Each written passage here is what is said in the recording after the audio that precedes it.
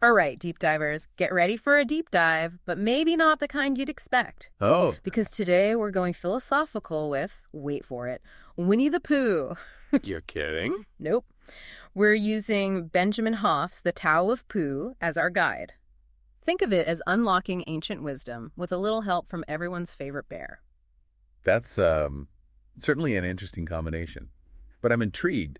Hoff always did have a way of finding the profound in the unexpected. Right. Who knew Pooh Bear had such deep thoughts under all that fluff? Well, it's like he said in the book, wisdom does not always speak in a loud voice. And Pooh's quiet simplicity is, well, kind of brilliant when you think about it. Okay, so no more teasing. What's this deep dive actually all about? Well, Hoff jumps right into a central Taoist idea called Pooh. You pronounce it just like Pooh, and it means the uncarved block. The uncarved block? Okay, I'm listening. So imagine a block of wood before it's shaped, before it becomes anything. That's Pooh. Yeah. It's pure potential. And that's what's so central to Taoism, this idea that there's power in simplicity. Okay. So is Pooh like this blank slate of wisdom then? In a way, yes. He doesn't overthink things. He's simple, straightforward, and that allows him to be present and open to whatever comes his way. Kind of like a mirror mind, as Hoff calls it. Exactly. It's not about being naive. It's about having this open, receptive mind that's not cluttered with judgments.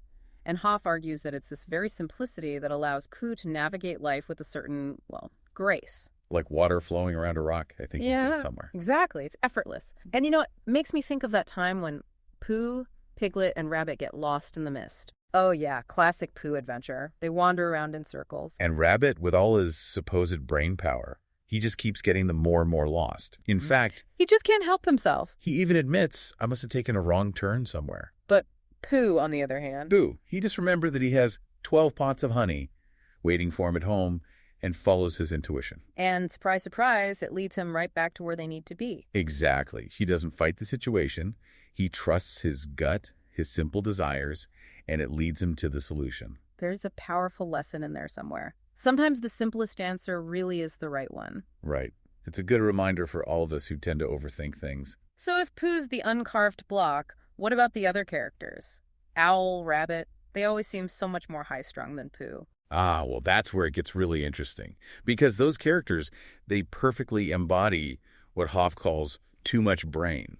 Okay, now we're getting to the good stuff, because let's be honest, we all know an owl or a rabbit in our lives, Oh, right? yeah. For sure. So how does Hoff use these characters to illustrate the downsides of overthinking? Well, take Owl, for example. He loves to show off his knowledge, but he often misses what's right in front of him because of it. It's true. And the best example has got to be the whole Spelling Tuesday thing, right? Oh, absolutely. Classic Owl. For those who haven't read the book, Owl tries to convince everyone that Tuesday should be spelled with a 2, because it's the second day of the week. Makes perfect sense, right? Except not at all. And Hoff even writes, Owl was feeling very brainy that day. But of course it backfires completely. Because he's so focused on being clever that he completely misses the simple, practical reality. It's like all that knowledge without any real-world application. Exactly. It becomes more about showing off than actually understanding. Okay, and then there's Rabbit, always organizing, planning, sure that his way is the only way. Right, but how often do those elaborate schemes of his actually work out the way he expects? Never. It's like he's allergic to going with the flow. It reminds me of that time he tries to unbounce Tigger. Remember that one? Oh, how could I forget? He builds this whole complicated plan to lose Tigger in the mist, thinking it'll cure his bounciness. And what happens? The exact opposite. Tigger ends up even more Tiggerific, if that's even possible. Right. It actually brings Tigger closer to everyone else, not further away. Yeah. Which I guess is kind of a Taoist lesson in itself, right? By trying to suppress Tigger's natural energy, Rabbit unintentionally highlights how important that energy is to their little group dynamic. Exactly. It all comes back to that Taoist principle of not forcing things. It's far more effective and way less stressful to work with the natural order of things rather than against it.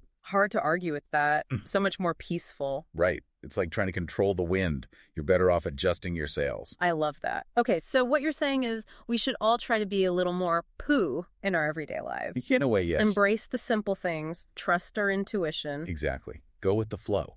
It's not about being naive or rejecting knowledge. It's about finding that balance. Balance between thinking and being. Exactly. Between doing and allowing. And you know what?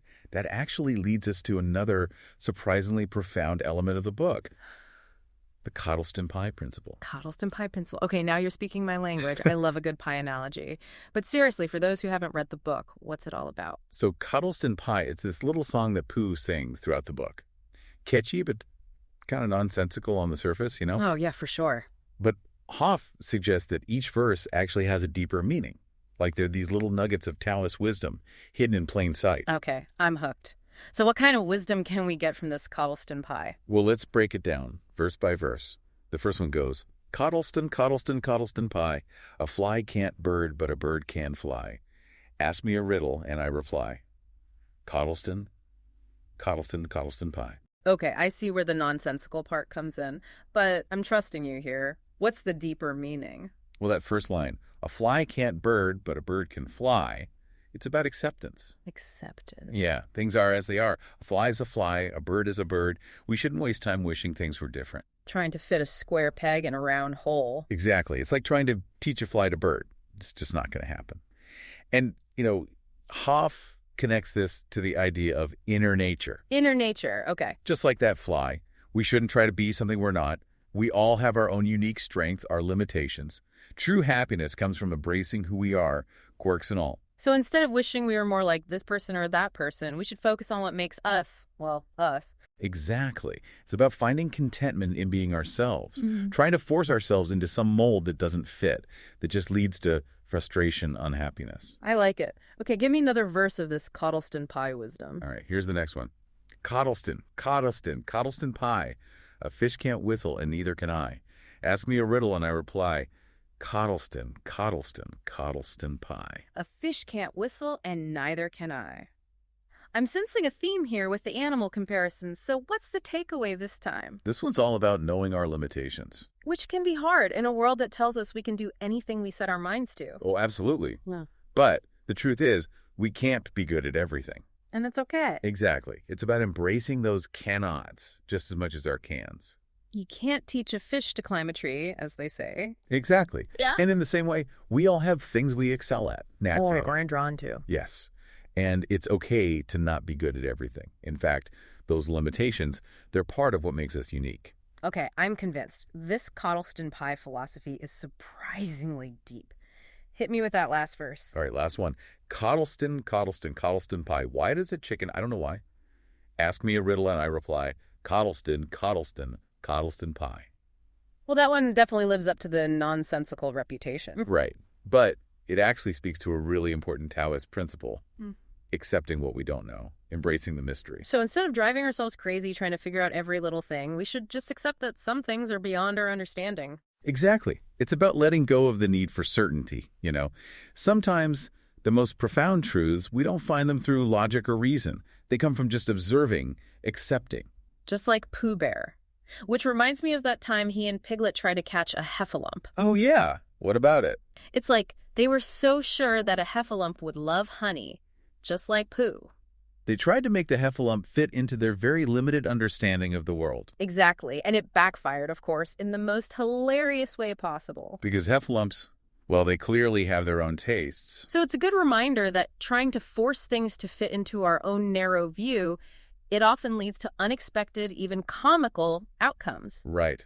Far better to approach the world with a sense of curiosity, open-mindedness, let things unfold naturally. Don't force it. So to sum up this whole Coddleston pie principle, accept what is, recognize our limits, don't overthink things. And maybe lay off the honey traps for heffalumps. Solid advice. Okay, this is all making me want to go eat some honey and take a nap in a hollowed-out tree. Sounds like a plan. But before we get too comfy, there's one more crucial element of the Pooh way we need to explore. Oh, and what's that? Wu Wei.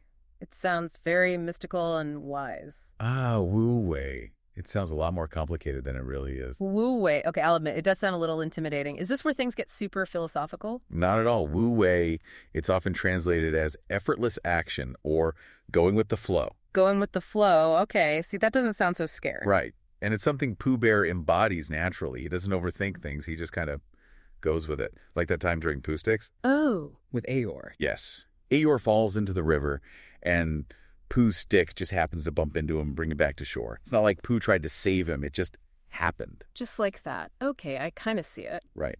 That's Wu Wei. Acting without excessive effort, in alignment with what's unfolding naturally, not forcing a particular outcome. Instead of trying to swim upstream. Exactly. Hmm. You go with the river, you trust that it'll carry you where you need to be. That's a nice thought.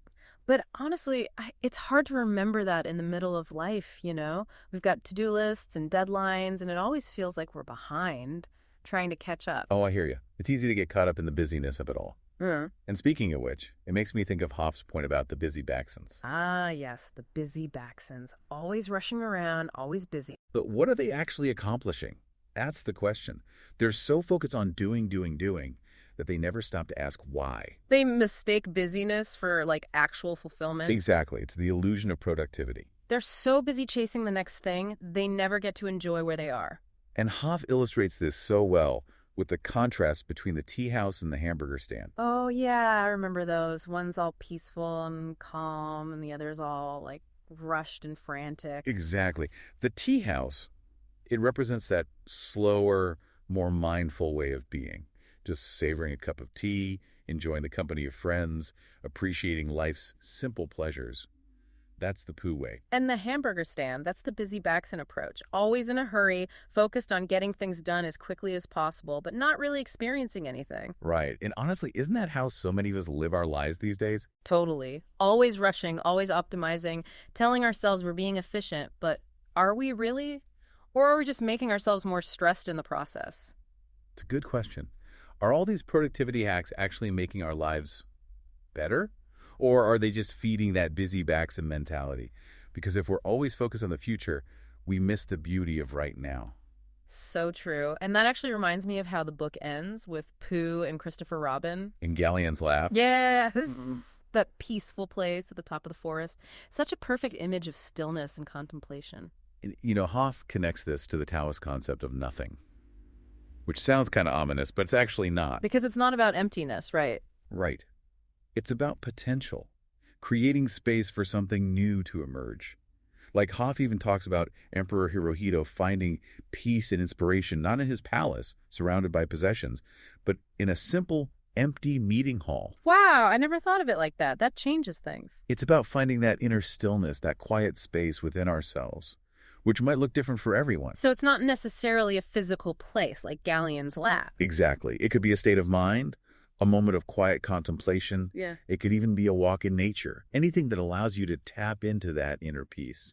I love that. Okay, so we've got Pooh Bear, who's basically a Taoist master in disguise. Right. And it makes you wonder if he can embody this ancient wisdom.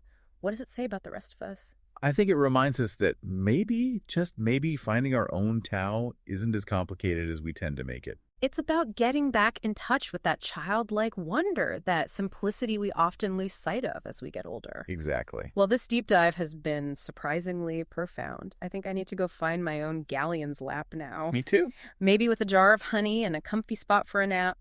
Thanks for joining us on this exploration of the Tao of Pooh. We hope it's inspired you to find a little more peace, a little more joy, and maybe even a little more Pooh Bear wisdom in your own life. Until next time, deep divers.